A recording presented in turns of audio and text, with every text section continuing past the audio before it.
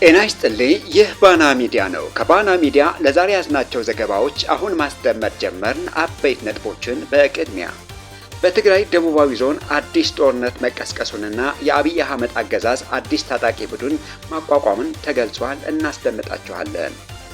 የኤርትራው ፕሬዝዳንት ኢሳያስ አፈወርቂ የሀገሪቱን 35ኛ ዓመት የነጻነት በዓል ባከበሩበት ለመጀመሪያ ጊዜ ስለ ህወሓት ምንም መረጃ ሳይሰጡ አልፈዋል። ህወሓት በበኩሉ ከኤርትራ ህዝብ ጋር ሰላማዊ ግንኙነትና በጋራ ልማት ላይ የተመሰረተ ጉርብትና እንዲጠነክር ጠይቀዋል። ከእነዚህ መግለጫዎች በኋላ በዛላምበሳ በኩል ወደ አድግራትና ወደ መቀለ የሚወስደው መስመር ላይ የከበዱ መሳሪያዎች እንቅስቃሴ መታየቱን ተሰምቷል። በዝርዝር ይዘነዋል። በኢትዮጵያና በኤርትራ መካከል ያለው ግንኙነት በከፍተኛ ደረጃ እየሻከረ ሀገራቱ ወደ አዲስ የጦርነት ዋዜማ እያመሩ መሆኑን በሚነገርበት በዚህ ወቅት የአስመራ መንግስት 35ኛው የነጻነት በዓል በአዲስ አበባ በሚገኘው የአፍሪካ ህብረት ዋና መስሪያ ቤት በድምቀት አክብረዋል። ለመሆኑ ሁለቱ ሀገራት ኤምባሲዎቻቸው ለምን አልዘጉም የሚለው በትንታኔ እንመለከተዋለን። በሆርሙዝ ሰርጥ በኩል ወሰን የኃይል አቅርቦት መጀመሩን ሲሰማ፣ በአንጻሩ በሱዳን የተፈጸመው የድሮን ጥቃት የዓለም አቀፍ ማህበረሰቡን አስቆጥቷል የሚሉና ሌሎች ዜናዎች ይዘናል። አብራችሁን ቆዩ።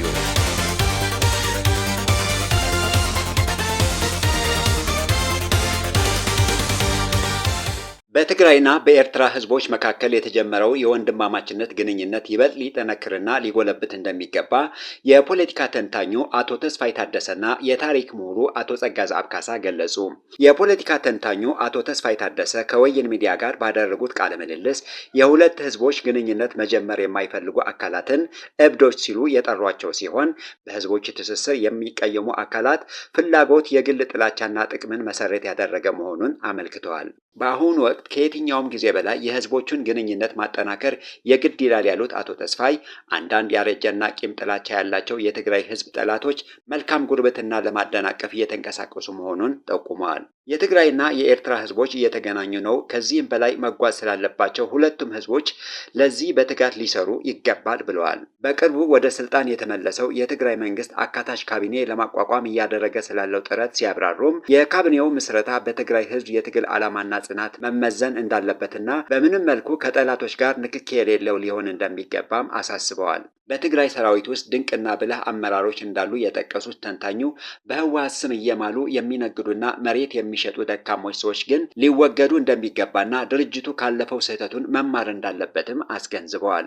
በቅርቡ በ4 ኪሎ ሆኖ የትግራይ የሰላምና የለውጥ ምክር ቤት ያቋቋሙ አካላትን በተመለከተም እነዚህ የትግራይን መንግስት ለማፍረስ የሚንቀሳቀሱ የብልጽግና አሽከርና ተላላኪዎች መሆናቸውና ይህ ምክር ቤት በገዛ አባላቱ የፈረሰና የሞተ መሆኑን ገልጸዋል። አቶ ተስፋይ ትግራይ አዲስ ሙሽራ ናት፣ ወደፊት አልምተን አገር እናደርጋታለን ካሉ በኋላ በትግል ሂደት ውስጥ አረፋዎች እየተወገዱ ንጹህ መስመርና ህዝባዊ ወገንተኝነት ያለው ትግል ሁል ጊዜም እንደሚያሸንፍም አስገንዝበዋል። በተመሳሳይ የታሪክ ምሁሩ አቶ ጸጋዝአብ ካሳ ከድምፅ ወያነ ጋር ባደረጉት ቃለ ምልልስ የትግራይ ህዝብ ችግሮች ተፈተው ሰላም፣ ልማትና መልሶ ግንባታ እንዲረጋገጥ የትግራይን ጥቅም ያስቀደመ የጋራ ትግልና አንድነት ሊጠነክር እንደሚገባም አስገንዝበዋል። አቶ ጸጋዝአብ የትግራይ ህዝብ ለራስ የመወሰን መብቱ የታገለ ህዝብ መሆኑን ገልጸው ነገር ግን የብልጽግና ስርዓት የዚህን ህዝብ የትግል ውጤትና ጥቅማጥቅሞች በመከልከል እንዲንገላታ፣ እንዲጎዳና መብቱ እንዲገፈፍ እያደረገ ይገኛል ብለዋል። የትግራይ ህዝብ እንዲገለልና በጦርነት እንዲጠፋ መደረጉን አሁንም ቢሆን የጦርነቱ መነሻ የሆኑ በደሎች ዓለም እያየው ያለው የመብት ጥሰት በትግራይ ላይ እየቀጠለ መሆኑን ጠቅሰው ይህ ሁኔታ ትግል የሚሻ መሆኑን ገልጸዋል። ከብልጽግና ጋር በማበር ለግል ጥቅማቸው ሲሉ በትግራይ ውስጥ ጦርነት እንዲቀሰቀስና ሰላም እንዲታወክ ከፍተኛ ፍላጎት ያላቸው አንዳንድ የውስጥ አካላት መኖራቸውን የጠቆሙት አቶ ጸጋዝአብ በእነዚህ በኩል የሚረጋገጥ የትግራይ ህዝብ ጥቅም እንደማይኖርም አስገንዝበዋል።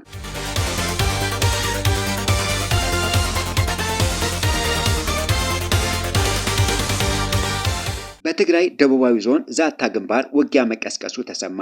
የአብይ አህመድ አገዛዝ የህጉም ብርዳት ዘብ የሚል ስያሜ የያዘ አዲስ ታጣቂ ኃይል ተቋቁሟል። በትግራይ ክልል ደቡባዊ አዋሳኝ አካባቢዎች አዲስ ወታደራዊ ውጥረትና ግጭት መፈጠሩን የሚያመለክቱ መረጃዎች እየወጡ ነው። በትግራይ ደቡባዊ ዞን ስር በምትገኘው ዛታ ወረዳ በትግራይ ሰራዊት TDF እና በመንግስት ድጋፍ እንደሚነገርለት የሚናገረው ራሱን የትግራይ ሰላም ኃይል ብሎ በሚጠራው መካከል ከባድ ውጊያ መጀመሩን ተሰምቷል። ግጭቱ የተቀሰቀሰው የትግራይ ደቡባዊ ዞንን በአጭር ጊዜ ውስጥ ለመቆጣጠር በታቀደ ስሌት የትግራይ ሰላም ኃይል ግንቦት 16 2018 ዓ.ም በዛታ ግንባር ጥቃት ለመክፈት መሆኑን የደረሱን መረጃዎች ያመለክታሉ።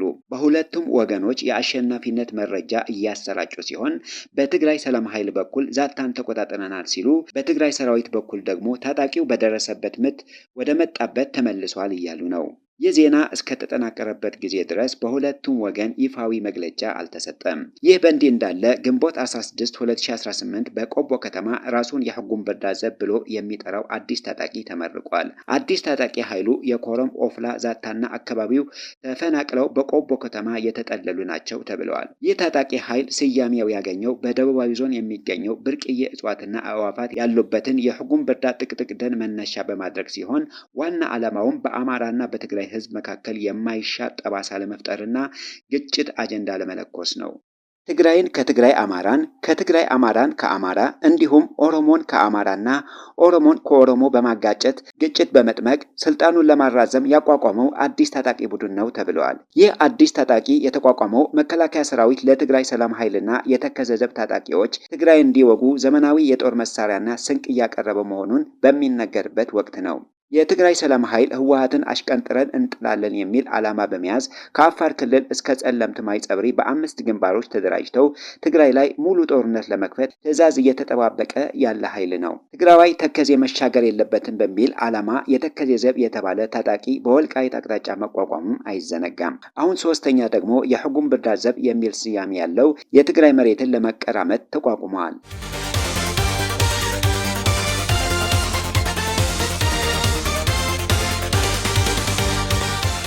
የኤርትራው ፕሬዝዳንት ኢሳያስ አፈወርቂ የሀገሪቱን 35ኛ ዓመት የነጻነት በዓል ባከበሩበት ለመጀመሪያ ጊዜ ስለ ህወሓት ምንም መረጃ ሳይሰጡ አልፈዋል። ህወሓት በበኩሉ ከኤርትራ ህዝብ ጋር ሰላማዊ ግንኙነትና በጋራ ልማት ላይ የተመሰረተ ጉርብትና እንዲጠነክር ጠይቀዋል። ከነዚህ መግለጫዎች በኋላ በዛላምበሳ በኩል ወደ አድግራትና ወደ መቀለ የሚወስደው መስመር ላይ የከበዱ መሳሪያዎች እንቅስቃሴ መታየቱን ተሰምተዋል። የኤርትራው ፕሬዝዳንት ኢሳያስ አፈወርቂ የሀገሪቱን 35ኛ ዓመት የነጻነት በዓል አስመልክተው ባደረጉት ይፋዊ ንግግር በኢትዮጵያ በሶማሌና በደቡብ ሱዳን እየታየ ያለው ወቅታዊ ሁኔታ እጅግ አሳሳቢ ደረጃ ላይ መድረሱን አስታውቀዋል። ፕሬዝዳንቱ የአፍሪካ ቀንድ ቀጠናን ለማረጋገጥ በኢጋድ በኩል የተደረጉ ተከታታይ ጥረቶች እስካሁን እንዳልተሳኩም ገልጸዋል። ህብረተሰቡን በጎሳ በነገድና በሃይማኖት ከፋፍሎ በጥላቻ ማጋጨት፣ በሉዓላዊ ተቋማት ምትክ የጦር መሳፍንት ስርዓትንና የታጠቁ ሚሊሻዎችን ማፍራት እንዲሁም የስርቆት ባህል መንሰራፋቱ ለችግሩ መባባስ ምክንያቶች መሆናቸውን ጠቁመዋል።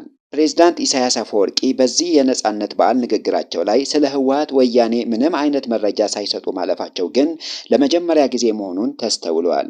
ፕሬዝዳንት ኢሳያስ ባለፉት 3 አስርት ዓመታት ባደረጓቸው አብዛኞቹ ንግግራቸው ላይ ህወሓትን ወያኔን የችግሮች ሁሉ ምንጭ አድርጎ መሳልና መውቀስ የንግግራቸው ዋነኛ ማዕከል ነበር። ዘንድሮ ግን ስለ ህወሓት ምንም ሳይሉ ማለፋቸው ጽምዶ በሚባል በህወሓትና በሻዕቢያ ያለውን ጥምረት የመንግስት እውቅና እንዳለው አመላካች ነው። በሌላ በኩል ህዝባዊ ወያነ ሓርነት ትግራይ ህወሓት ለኤርትራ ህዝብ የ35ኛ ዓመት የነጻነት በዓል የእንኳን አደረሳችሁ መልእክት አስተላልፈዋል። ህወሓት በመግለጫው የትግራይ ህዝብና ድርጅቱ ለህዝቦች የራስን ዕድል በራስ የመወሰን መብት ካላቸው ጽኑ መርህ በመነሳት የኤርትራ ህዝብ ለ30 ዓመታት ላደረገው ትግል ድጋፍ ሲያደርግ መቆየታቸውና አሁንም ይህ አቋማቸው የጸና መሆኑን ገልጸዋል። ሁለቱ ህዝቦች በክፉም በደጉም የተደጋገፉና ወንድማማች መሆናቸውን በመጥቀስ ወደፊት በሰላማዊ ግንኙነትና በጋራ ልማት ላይ የተመሰረተ ጉርብትና እንዲጠነክር ያላቸውን ፍላጎት ገልጸዋል። ፕሬዝዳንት ኢሳያስ ስለ ህወሓት በዝምታ ማለፋቸው ጽምዶ መኖሩን ከማሳየት ባለፈ ህወሓትን እንደ መንግስታዊ ሆነ ቀጠናዊ ኃይል አለመቁጠራቸውን የሚያሳይ ሊሆን እንደሚችል የተለያዩ አካላት ግምታቸውን አስቀምጠዋል። ህወሓት ደግሞ መልእክቱን ለህዝብ ብቻ ልኮ መንግስቱን መዝለሉን በኤርትራ ሰራዊት ጭፍጨፋ የተፈጸመብንን የትግራይ ህዝብ ላለማስከፋት በሚል አሊያም የኢሳያስን አስተዳደር እንደ ህጋዊ የጎረቤት ሀገር መሪ አድርጎ አለመቀበሉን ሊሆን ይችላል ይላሉ። ይህ በእንዲህ እንዳለ የጠቅላይ ሚኒስትሩ አማካሪና የቀድሞ የትግራይ ጊዜያዊ አስተዳደር ፕሬዝዳንት አቶ ጌታቸው ረዳ በበኩላቸው በፌስቡክ ገጻቸው ባስተላለፉት መልእክት ጠንከር ያለ ትችት ሰንዝረዋል። አቶ ጌታቸው የጀርመኑን ፈላስፋ ፍሬድሪክ ኒቼን ሀሳብ በመጥቀስ ነጻነት ከምን እና ነጻነት ለምን የሚሉ ተለይተው መታወቅ እንዳለባቸውና ከነጻነት በኋላ ወደ ላቀ ደረጃ መሻገር ካልቻል ነጻነቱ ራሱ ሌላ የባርነት መልክ ሊሆን እንደሚችልም አስፍረዋል። አክለውም የኤርትራ ሕዝብ በታገልክበት ነጻነት ምትክ ገዳዮችን ቀይረህ ለ35 ዓመታት በችግርና በመከራ ውስጥ ትገኛለህ ያሉ ሲሆን ውድ መሪ ኢሳያስ አፈወርቂ ለነጻነት ተዋግቶ ወደ ባርነት መግባት እንደሚቻል በተግባር ስላሳዩን እንኳን ደስ አላችሁ ለማለት እወዳለሁ ሲሉም በስላቅ ገልጸዋል። በተያያዘ መረጃ በኤርትራና በትግራይ ድንበር አካባቢዎች ከፍተኛ የወታደራዊ እንቅስቃሴዎች እየተስተዋሉ መሆናቸውን ተገልጿል። ከድንበር አካባቢዎች የወጡ የመረጃ ምንጮች እንደሚያመለክቱት በዛላምበሳ በኩል ወደ አዲግራትና ወደ መቀለ የሚወስደው መስመር ላይ የከበዱ መሳሪያዎችን እንቅስቃሴም ታይተዋል። በተለይም ግንቦት 15 ጠዋት ላይ ከባድ ወታደራዊ መሳሪያዎችን የጫኑ 36 ተሳቢ ያላቸው የጭነት መኪኖች ከኤርትራ ተነስተው በዛላምበሳ በኩል ከገቡ በኋላ በዚያው ዕለት ምሽት ወደ ትግራይ ርዕሰ መዲና መቀለ መግባታቸው ታውቀዋል። በአሁኑ ወቅት ከ2 እስከ 4 የሚሆኑ ወታደራዊ ተሽከርካሪዎች ከነሙሉ አጃቢዎቻቸው በየቀኑ ወደ ቀጠናው መግባት የተለመደ ክስተት ሆኗል። ጀነራል ታደሰ ወረደ የትግራይ ጊዜያዊ አስተዳደር በነበረበት ጊዜም በርካታ የጭነት መኪኖች በዛላምበሳ በኩል ወደ ትግራይ ሲገቡ እንደነበርም ታውቀዋል። የፌዴራል መንግስት ዘመናዊ ማዳበሪያ ባለመላኩ ምክንያት የህወሓት አመራሮች ዘመናዊ ማዳበሪያ በኤርትራ በኩል እያስገቡ እንደሆነም ከምንጮቻችን ያገኘነው መረጃ ያስረዳል።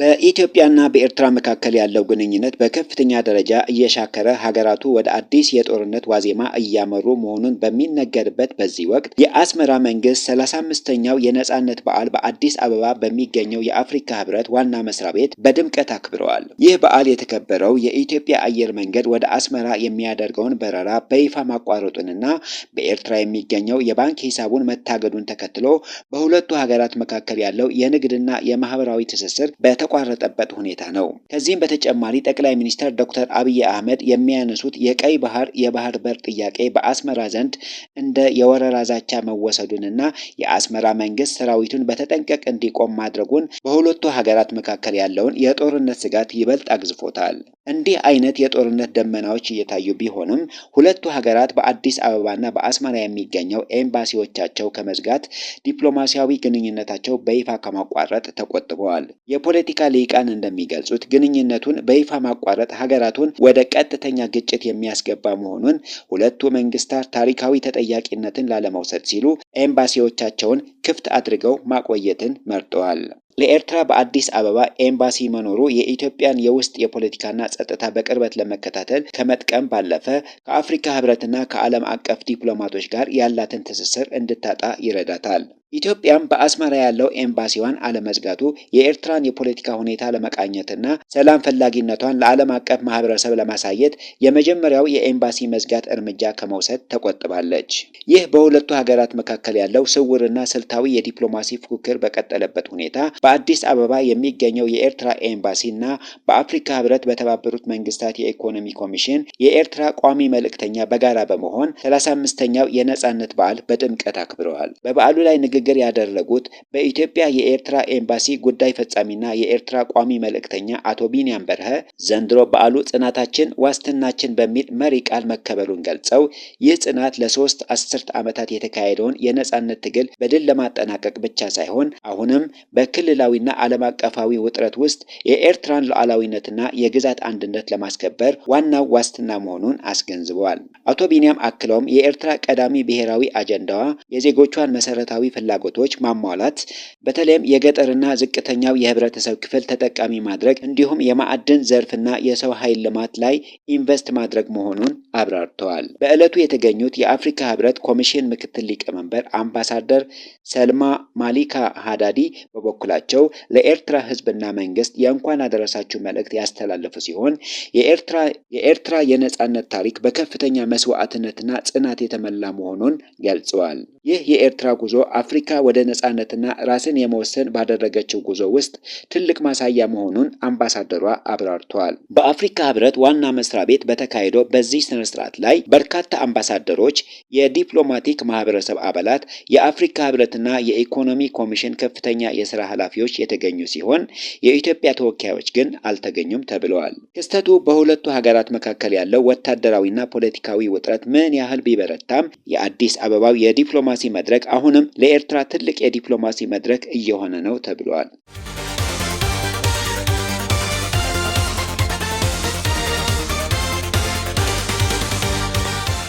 በሆርሙዝ ሰርጥ በኩል ውስን የኃይል አቅርቦት መጀመሩን ሲሰማ፣ በአንጻሩ በሱዳን የተፈጸመው የድሮን ጥቃት የዓለም አቀፍ ማህበረሰቡን አስቆጣ። በአሜሪካ እስራኤልና በኢራን መካከል በተቀሰቀሰው ጦርነት ምክንያት ላለፉት 3 ወራት ሙሉ በሙሉ ተቋርጦ የነበረው የሆርሙዝ ወሽመጥ የባህር መስመር ውሱን የንግድ መርከቦችና የነዳጅ ጫን ታንከሮች ጉዞ ማስተናገድ መጀመሩን ተሰማ።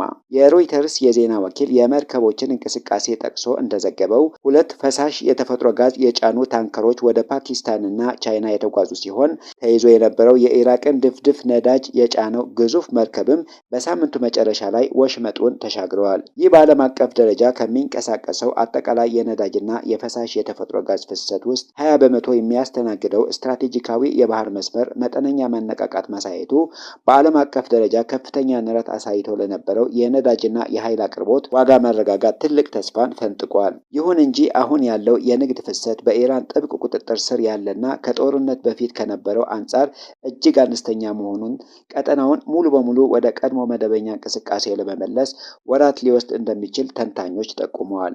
በሱዳን በኩል ደግሞ እየተካሄደ ያለው አውዳሚ ጦርነት ይበልጥ አሳሳቢ ወደሆነ ደረጃ መሸጋገሩ ተገልጿል። የአሜሪካ የውጭ ጉዳይ ሚኒስቴር የአፍሪካ ጉዳዮች ቢሮ ባወጣው አስቸኳይ መግለጫ የሱዳንን መደበኛ ጦር በምዕራብ ኮርዶፋን ግዛት ጉባኤሽ ከተማ በሚገኘው ገበያ ላይ ባዘነበው የድሮንን ጥቃት 28 ንጹሃን ዜጎች ወዲያውኑ ሕይወታቸው ማለፉንና በደርዘን የሚቆጠሩ መቁሰላቸውን አጥብቆ አውግዟል። በተጨማሪም በደቡባዊ ኮርዶፋን ካውድ አካባቢ የሚገኝ የሰብአዊ እርዳታ ማዕከል በጥቃቱ ሙሉ በሙሉ መውደሙን የአሜሪካ መንግስት አረጋግጧል። ከሚያዝያ 2023 ጀምሮ በጀነራል አብዱልፈታህ አልቡርሃን በሚመራው የሱዳን ጦርና በጀነራል መሐመድ ሐምዳን ዳጋሎ በሚመራው የፈጣን ድጋፍ ሰጪ ኃይል መካከል የሚካሄደው ጦርነት ሀገሪቱን ወደ ከፋ የሰብአዊ ቀውስና ረሃብ የገፋት ሲሆን በአሁኑ ወቅት የጦር መሳሪያዎች ኢላማ ከወታደራዊ ቀጠናዎች ወጥተው የዓለም አቀፍን የሰብአዊ መብት ሕጎችን በግልጽ በጣሰ መልኩ በገበያ ስፍራዎችና በሆስፒታሎች ላይ ማረፉ የዓለም አቀፍ ማህበረሰብን አስቆጥቷል። የአሜሪካ መንግስት ይህ ርህራሄ የጎደለው ጥቃት በአስቸኳይ እንዲቆም በመጠየቅ ተፋላሚ ኃይሎች የቆሰሉ ዜጎችና ሕክምና እንዲያገኙና በሚሊዮን ለሚቆጠሩ ወገኖች የሰብአዊ እርዳታ ያለምንም እንቅፋት ይደርስ ዘንድ ሰብአዊነትን መሰረት ያደረገ የተኩስ አቁም ስምምነትን በአስቸኳይ እንዲቀበሉ ጥብቅ ማሳሰቢያ ሰጥተዋል። የተከበራችሁ የባና ሚዲያ ተከታታዮች ለዛሬ ያዝናቸው ዜናዎች እነዚህን ይመስሉ ነበር። ስለተከታተላችሁን ከልብ እናመሰግናለን። መረጃዎቻችን ለሌሎችም እንዲደርሱ ቪዲዮውን ላይክ እና ሼር ማድረጋችሁ እንዳትረሱ። ለቻናላችን አዲስ የሆናችሁ ደግሞ ሰብስክራይብ በማድረግ የቤተሰባችን አካል ይሁኑ።